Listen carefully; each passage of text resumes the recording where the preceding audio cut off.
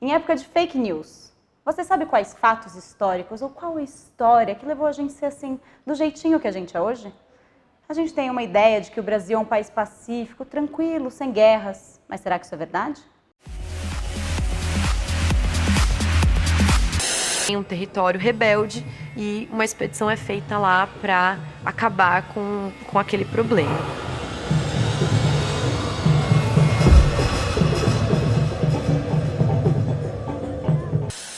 Uma série documental do diretor Luiz Bolognese, que está disponível na Netflix, vai buscar refletir sobre essa questão. Vai analisar e ajudar a revirar as entranhas dessas narrativas, das historinhas que nos foram contadas desde a época da escola. Essa série se chama Guerras do Brasil.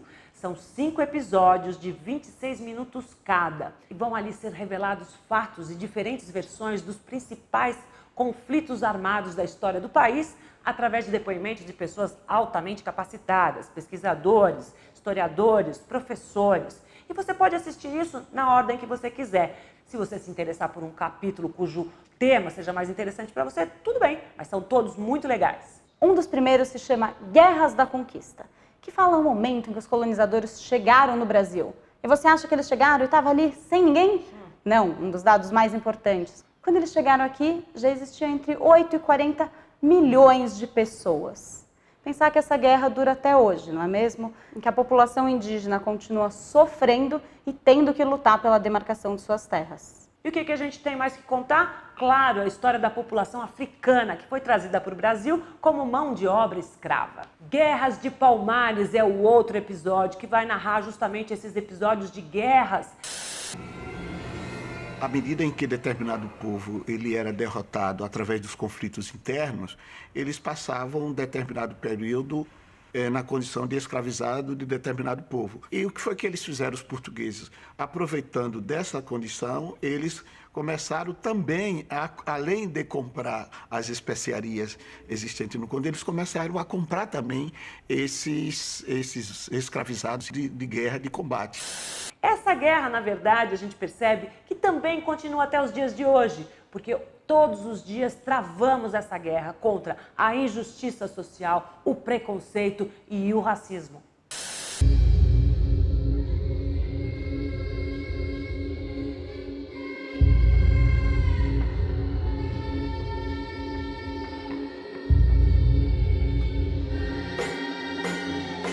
Depois tem um episódio sobre a Guerra do Paraguai, um dos conflitos mais sangrentos da América do Sul, que inclusive a historiadora Mari Del Priore fala uma guerra dos miseráveis contra os miseráveis. No fundo, nem os paraguaios e nem Dom Pedro II queriam largar o osso. E no meio disso, muita gente morrendo.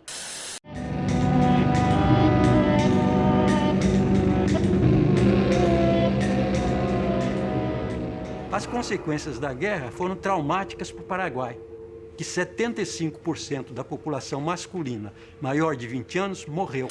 Aí pulamos para 1930. As oligarquias, o povo rico da grana, comandando as eleições para permanecer no poder. Lembra aquela historinha da política do café com leite? Não lembra? Vai procurar no Google, você estudou isso, hein? Então, ali aquela guerra, né, de eu não saio daqui, não passo o cetro para ninguém, daqui não saio, daqui ninguém me tira. Nossa, esse tema parece recorrente na história do Brasil, né? Bom, pois bem, nesse episódio que se chama Revolução de 1930, vão se evidenciar os fatos que levaram para o fim da Velha República, a instauração da Era Vargas e também, com isso, a chegada da ditadura no Brasil.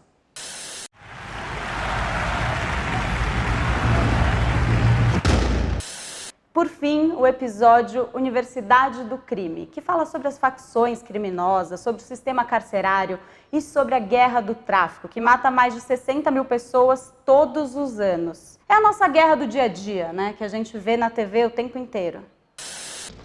Então, essa forma de associação é que gerou o que é hoje, né, o grande drama brasileiro, que é a questão da criminalidade organizada. Fora as desigualdades, né, do país, essa questão é a mais grave. Enfim, a gente acaba percebendo que essas guerras não acabaram, são guerras que estão aí ainda. Para um país que se diz muito pacífico, muito tranquilo, é estranho, né? Enfim, é bom a gente pesquisar, estudar, buscar saber qual é a nossa história verdadeira, para saber como a gente chegou até aqui, do jeito que a gente está e por onde a gente pode trilhar, caminhar para fazer um futuro melhor para esse país. Se pelo menos eu soubesse meu verdadeiro sobrenome, meu país, minha terra. Ah, se eu soubesse, já era. Se minha carne fosse vista diferente, se eu olhar fosse mais inocente, se eu não tivesse que ser forte, nem dependesse da sorte, se antes do diabo que me pintam por ser o que sou, ou da deusa que cultivo pelo mesmo motivo, eu fosse pessoa antes de mulata.